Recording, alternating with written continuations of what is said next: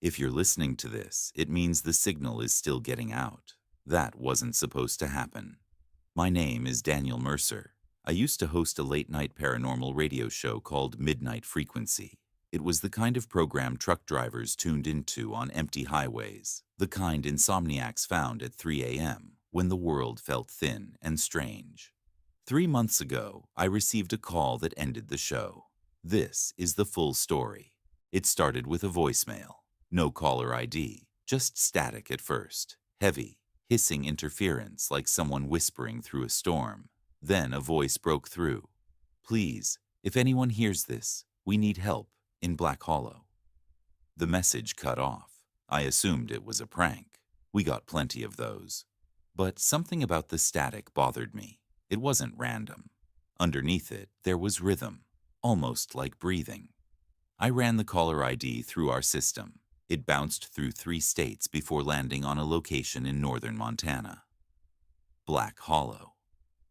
I searched for it online. Nothing. No census data, no maps, no satellite images. It didn't exist.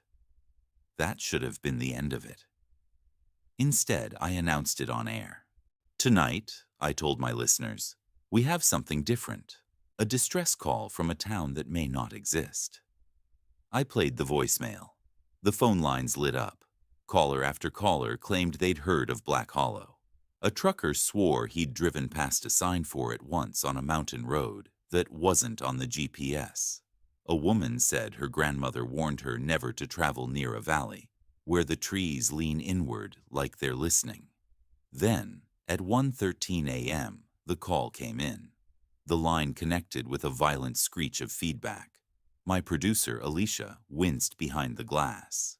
"Midnight Frequency," I said. "You're live." For a moment, nothing. Then, "You played it?" The voice was thin, male, trembling. "Played what?" I asked.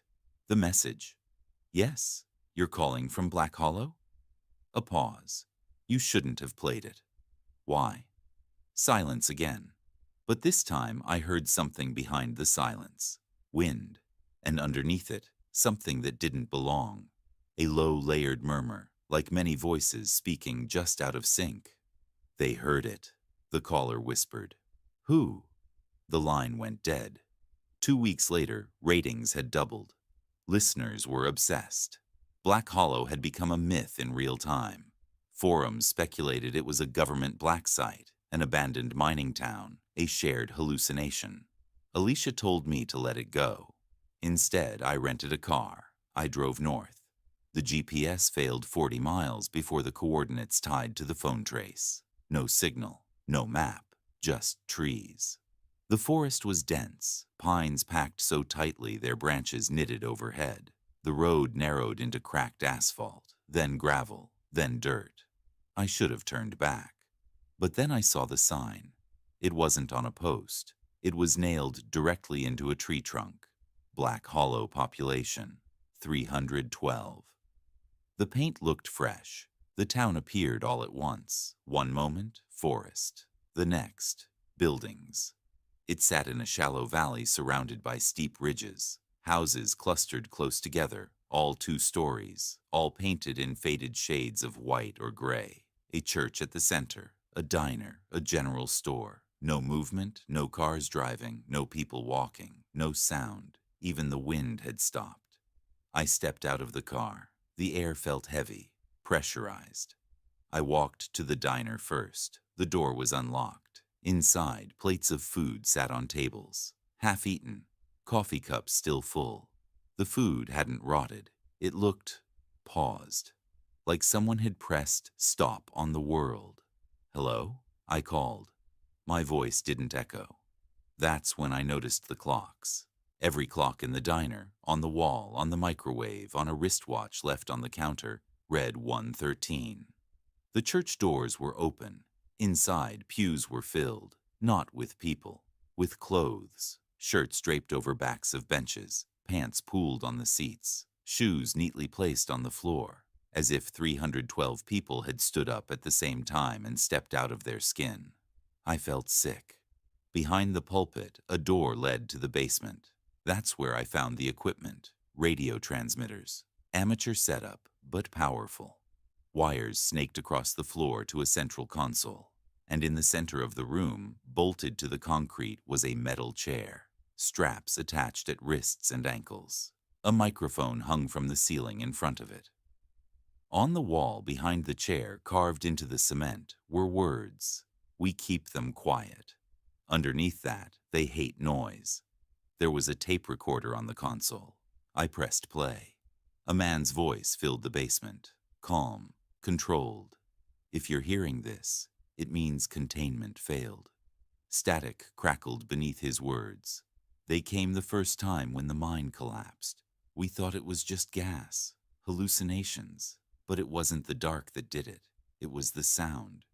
A distant rumble bled into the recording.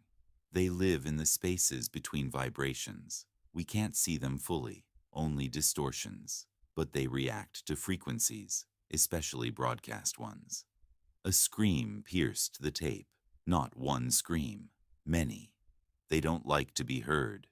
The recording ended in a burst of feedback. Behind me, something shifted. The air bent. That's the only way I can describe it. Like heat rising off asphalt, except vertical. A wavering shape in the doorway. I couldn't see a body, just absence. A warping of light. And the sound. It wasn't loud. It was layered.